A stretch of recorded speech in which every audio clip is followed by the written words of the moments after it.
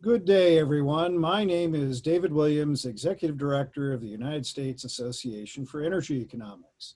It gives me great pleasure to welcome you to today's webinar entitled The Dallas Fed Energy Survey, an overview and look at the latest results.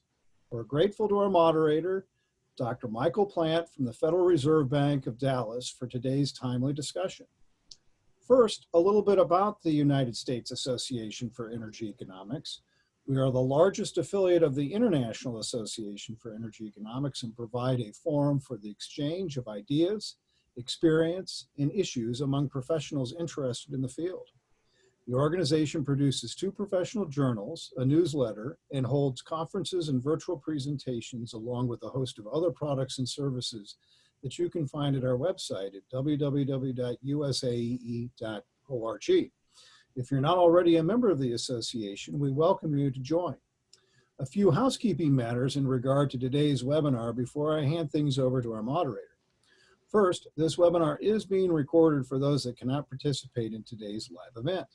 If you have questions for our panelists, please click the Q&A button at the bottom of your Zoom window and type your question. We've allocated sufficient time at the end of the webinar to address your questions. And now I would like to introduce you to our moderator, Dr. Michael Plante, Senior Research Economist and Advisor at the Federal Reserve Bank of Dallas. Michael, over to you.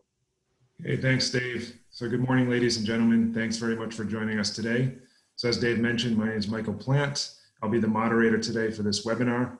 So I'm an economist in the research department at the Federal Reserve Bank of Dallas, where I've been employed since 2010. And I've also had the pleasure of being the project manager of the Dallas Fed Energy Survey since its startup in 2016. So our speaker today is Kunal Patel, who is a friend and colleague of mine at the bank. Kunal is a business economist who has been with the research department since 2017. He's in charge of the day-to-day workings of the Energy Survey. So basically, he makes all the magic happen. So today, Kunal will give you a 25 to 30-minute presentation of the survey that, as Dave mentioned, will be followed by a Q&A session where I'll read off the questions, and then either Kunal or I will do our best to provide you with good answers. And with that, take it away, Kunal. Thank you, Mike. And let me share my screen.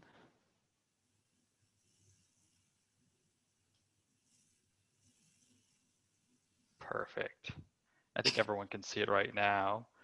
So good morning, everyone, and welcome to my presentation on the Dallas Fed Energy Survey, an overview and look at the latest results. My name is Kunal Patel. Again, as Mike said, I'm with the Federal Reserve Bank of Dallas. At the bank, I work on our annual energy conference, our internal forecasts, interacting with executives in our district, and of course, our Dallas Fed Energy Survey. If we have any survey participants on this call, I would like to thank you for your time and input in the survey. It definitely means a lot to us at the Dallas Fed. This is the standard disclaimer. The views expressed in this presentation are those of the author and don't necessarily reflect the positions of the Federal Reserve Bank of Dallas or the Federal Reserve System. So this slide provides the 4 main sections we'll be discussing today. As some of our listeners may not be as familiar with the survey, I will provide an overview in the first 2 sections, going through why we created the survey, how we designed it, and information on our panel. The 3rd section will go through recent survey results, and in the 4th section, I will go through some applications of the data. So let's jump right in. The Dallas Fed Energy Survey is a quarterly survey of upstream oil and gas firms headquartered in the 11th district. It is an upstream survey. It only includes exploration and production firms and oilfield services firms. We only accept firms headquartered in our district, similar to other Federal Reserve surveys, as that provides a gauge of how firms in our district are faring. As the region is home to 3 shale basins, the Permian, the Eagle Ford, and the Haynesville, many firms operate primarily in our district. However, some firms also have activity outside our district. We ask about firms' total activity both in and out of the region. We began collecting data back in March 2016 and did our first release in June of that year. We waited till June so there was a comparison across 2 quarters on the initial release. So you may be wondering, why did we create the survey? Well, it was primarily created as there was a need for more timely information on the oil and gas industry. While the US has great energy data, relative to many other countries, the data is often reported with a lag or not publicly available. The survey would allow us to get real-time data, which we could use to supplement our hard data and what we hear from our different various sources, primarily through the calls that we make with industry executives in our district.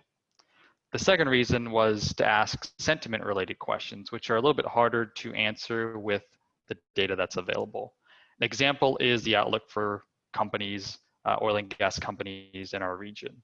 Having a survey would allow us to pull a large number of executives on how their outlook has changed in a relatively efficient fashion. We could also ask about executive uncertainty surrounding their outlook. A third reason was to increase engagement with business leaders from energy firms. Energy is a part of our district's economy, and learning from executives is a key way to understand the challenges that they face. By having a survey, this would provide a medium to increase interaction. And lastly, we also wanted to increase community awareness that the Dallas Fed has energy research and expertise. Through the survey, this has brought many people to view our website and attend our events and increase community awareness. So how do we design the survey? We did this by reaching out to firms that would better understand and knew what was relevant to the industry. So we have a variety of industry contacts, and we reached out these contacts to figure out what questions are relevant and what questions are not relevant. For example, we found out that it's important to ask E&P firms about the expected capital spending for the following year. We also learned not to ask about revenue, as it's less relevant in the E&P sector, given that revenue is driven off the price of oil. We designed the survey to have 2 pages, one with reoccurring key indicators and one with unique special questions. The reoccurring indicators allow us to see the changes in the key indicators each quarter, while the special questions allow us to ask timely questions. Our contacts recommended having the survey quarterly rather than monthly, as that's more relevant for the sector. There's a lot of monthly surveys out there like manufacturing or services, but that didn't really fit with the energy space. We did a variety of recruiting, and we were able to assemble a panel of about 200 firms in our district. Each company had 1 employee, generally a senior executive, represent the firm. Some firms have dropped off the survey for various reasons, such as retirement. But through various recruitment efforts, we have been able to replace them, and we've kept the panel at around 200 firms. We usually have a response rate around 80%. So a little bit about our panel. The Texas oil and gas industry remains very fragmented, with about 10,000 different firms registered with the Texas Railroad Commission. Here, we compare the characteristics of our panel in terms of employee count relative to the population, which comes from the BLS. The blue bars has the Dallas Fed panel, and the green bars has the BLS data. The data was run back in early 2018. While our goal is to have a panel that is representative of the population, our panel currently is underrepresenting the smaller firms and overrepresenting the larger firms. We have found it challenging to reach out and recruit very small firms that have 1 to 9 employees, but we have tried to do more selective recruiting to capture some of these smaller firms. So these are how the reoccurring indicator forms look like for E&P firms and for services firms. You will notice some similarities and some differences.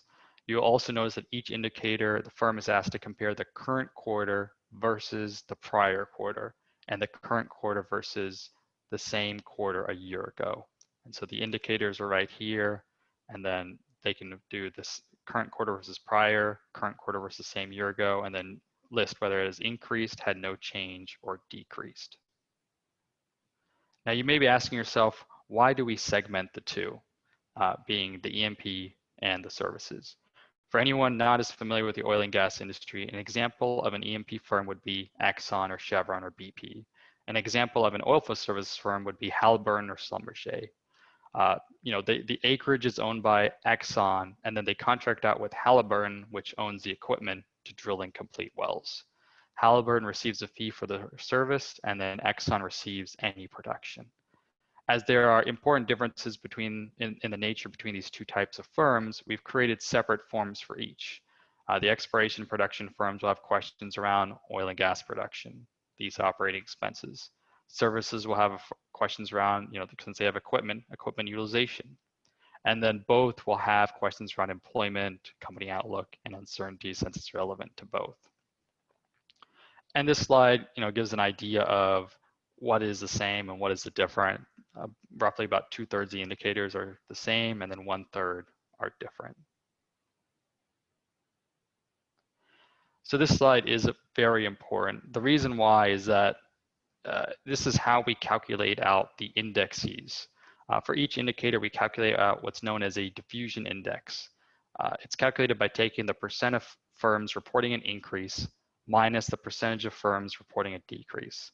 This is the same calculation done by other Federal Reserve surveys. For example, another well-known Federal Reserve survey, the Philly Fed survey, that's exactly how they use diffusion indexes and they calculate it out the same way. The purpose is it provides an idea of whether the indicator is either expanding or contracting. A positive index suggests expansion, a negative index suggests contraction. So let me provide an example. And so this is the data for the Business Activity Index. And I've removed out the 2016 and 2017 data so that the slide wouldn't look too crowded. The Activity Index provides us with an idea of activity in general.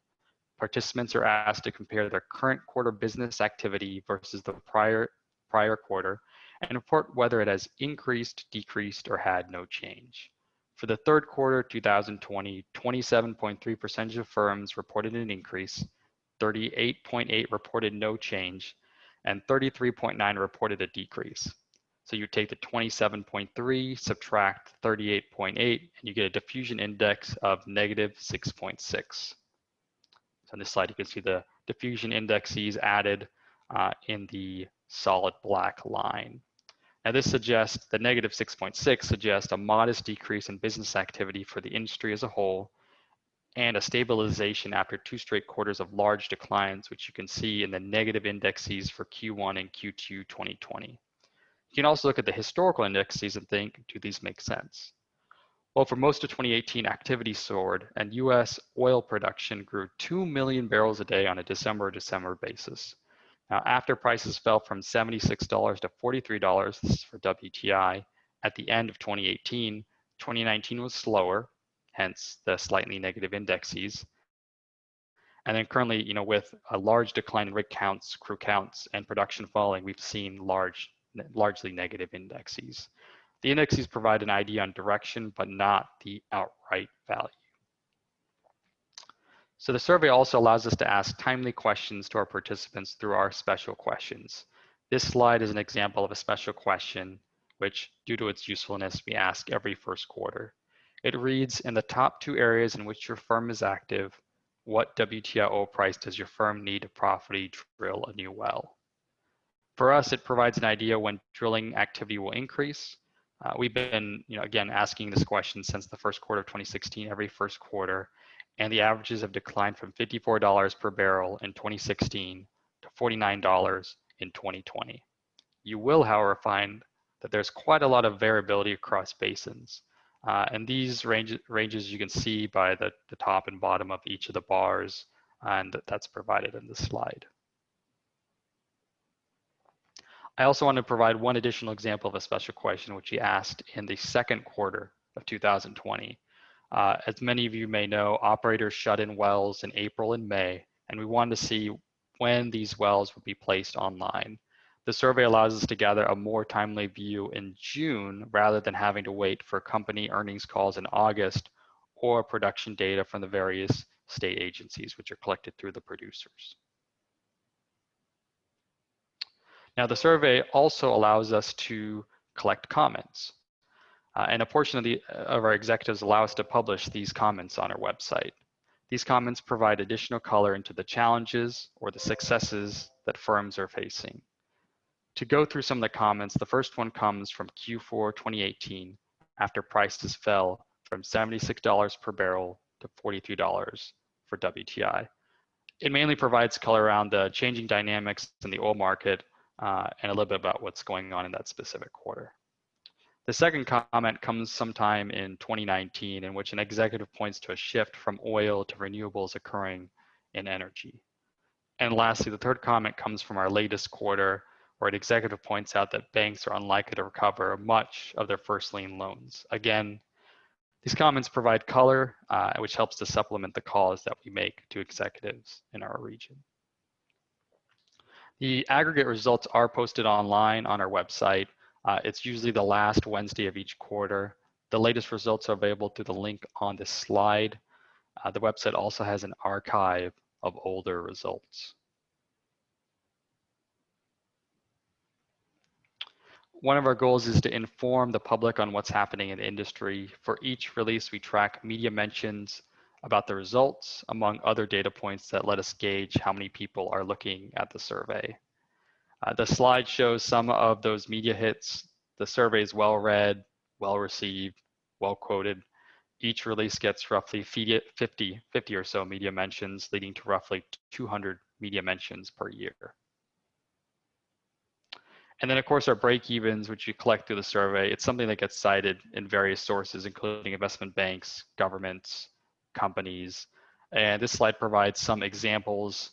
Again, this helps with informing the public, again, on break-evens for the oil and gas industry. So let's take a look at the latest results. So this is how some of our indexes have trended over the past 4 quarters. As I previously mentioned, survey participants tell us whether each indicator has increased, decreased, or remained the same compared to the previous quarter. We then calculate the index by taking the percentage of firms who said increase minus the percentage of firms that said decrease. When the index is negative, it is taken to mean that the variable has declined. I point that out because a lot of these indexes in the past 4 quarters are negative. You'll notice that the indexes, again, on the negative side, Q1 and Q2, very negative. It's indicative of sharp declines in those quarters. Most indexes increased quite a bit in Q3, but still came in negative, suggesting that although things continue to deteriorate in the 3rd quarter, it was at a much slower pace than in the first half of the year.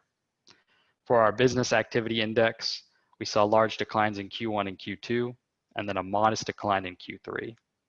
In many ways, this is a stabilization, and activity is trying to find a bottom.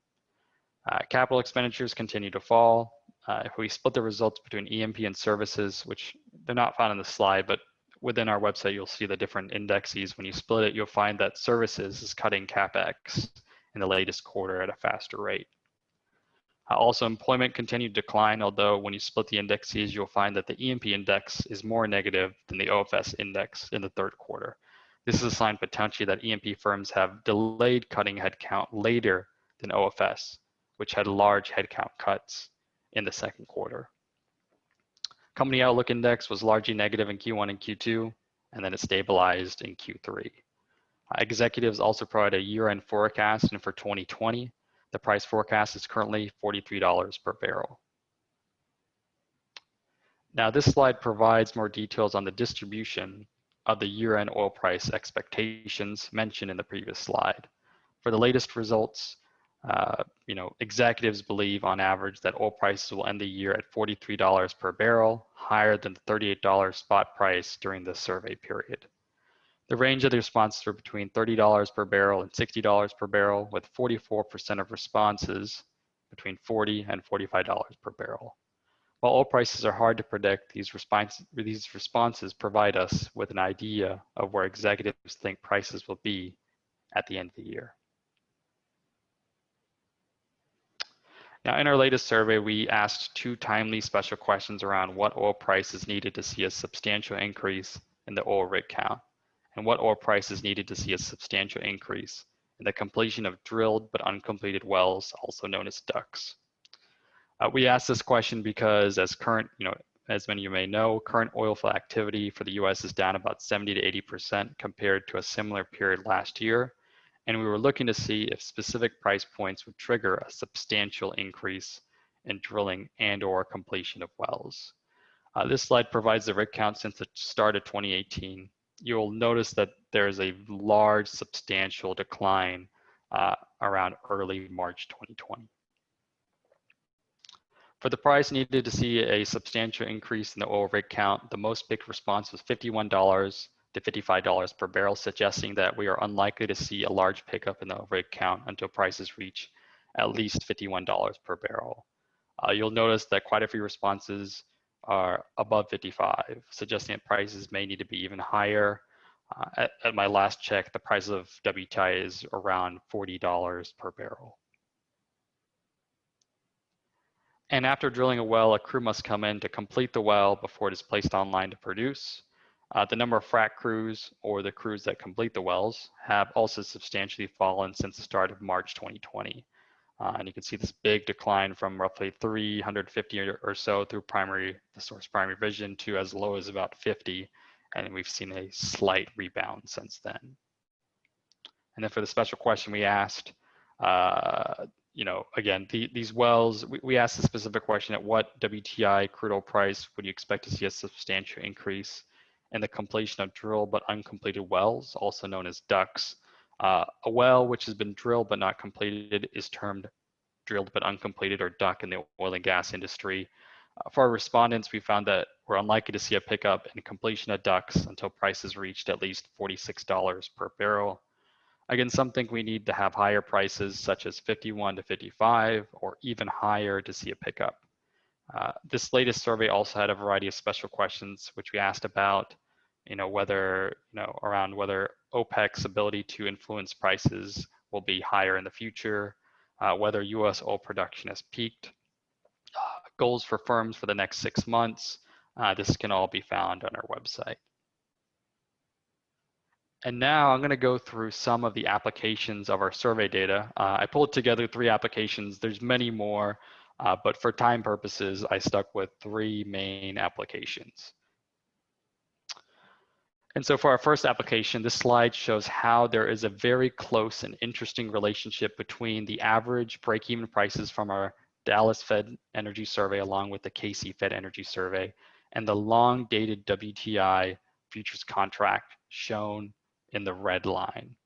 And the reason why I believe this occurs is because the US is a marginal high-cost oil producer. Oil is a commodity and it's undifferentiated. And since it's undifferentiated, the market sets the price in the longer run equal to the high-cost marginal producer needed to meet global oil demand. So if your cost of production is higher than the marginal high-cost producer, then you're likely to go eventually bankrupt. And if your cost is lower, you'll receive profitability over the longer term if you sell at the cost of the high cost marginal producer. Now the front end of the futures curve, it's set more off of supply and demand dynamics, and you can see that in the blue line, it does move up and down, but the red line tends to stay pretty steady, and we've seen it be very close to the break-evens from our survey, along with the KC Fed survey. We do provide additional insight in the link below. This is provided through our Dallas Fed Economics series. So another application, again, this is with our break-evens. Internally, we use the break-evens to get an idea when producers may find it profitable to drill. And from there, it helps to formulate whether US oil production will increase or decrease. And we have more extensive modeling on top of that, but it gives you a general idea. In the left-hand column, I provide the annual average change in crude oil production on a percentage basis. And in the right-hand column, I've provided a theoretical profit by taking the average spot price for the year minus the price needed to profitably drill from our survey. You'll notice that when it is profitable to drill, production has generally risen and vice versa. So like 2016, production fell, the profit was negative. 2018, production rose, it was profitable. Then this year, production is expected to decline. I used the latest EIA short-term energy outlook for the remaining actually July through December. I used the production forecast and then the price forecast from September through December from the EIA to come up with this theoretical profit and the expected decline for the year. And in our third application, this is analysis from a leading investment bank, Evercore. And what they found was that different outlook indexes in the survey are correlated with equity indexes, specifically the OSX, which represents oilfield services firms, and the XOP, which represents exploration and production firms. And you can see these different outlook indexes over here, the period, and then the correlation. The correlation has been between in the 70s and the 80s. And this was retrieved from a report from 2019. So you may be wondering what's next for the survey. The survey is nearing our 5th year anniversary. We did just finish our Q3 survey, and we're already getting ready. We're already starting to think about special questions for the next quarter. We're also looking to add participants. If you're not a part of the survey and you're a executive at an upstream firm in our district, please click on the link to register. For our survey participants, we appreciate your time and input that you provide us. And lastly, our survey releases, the next release is December 30th. Please join our distribution list and it'll directly mail you the results after it's released every quarter. And from here, I'm going to turn it over to Mike. I think we're going to go back and forth with any questions that have come in from participants or from the audience. Okay. Kunal, can you hear me? I can hear you. Okay, great. So we're happy to field any questions. Right now, there are no open questions, but if anyone wants to ask anything generally about the survey, sort of the background, or some of the structure, or if you wanted to know a little bit more about some of the results, we're happy to field any questions. So please feel free to enter them into the box if you have them. And likewise, we're also happy to answer any questions later on. Both me and Kunal will field emails from anyone who wants to ask anything or request any data. So feel free to reach out to us that way as well. So I'll wait. Here we go. There we go. Okay, got some comments and questions coming in. I'm going to wait a couple, maybe like 15, 30 more seconds just to see if any more questions come in.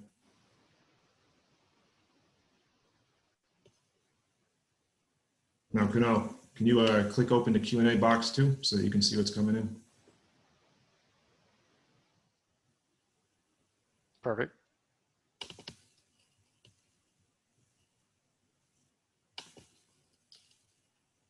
So Kunal, I'll read there's one question that's come in. I'll read this off and then Kunal, you want to take a stab at that one? Sure. Okay, so the question is, do you have a sense of the supply curve for shale? That is, how much is cheap versus expensive? So we're going to answer that one live, and that will be yours, Kunal. So we in many ways, the break-evens from our survey kind of give an idea of that, where like when you look at the averages across most of the shale basins, there tend to be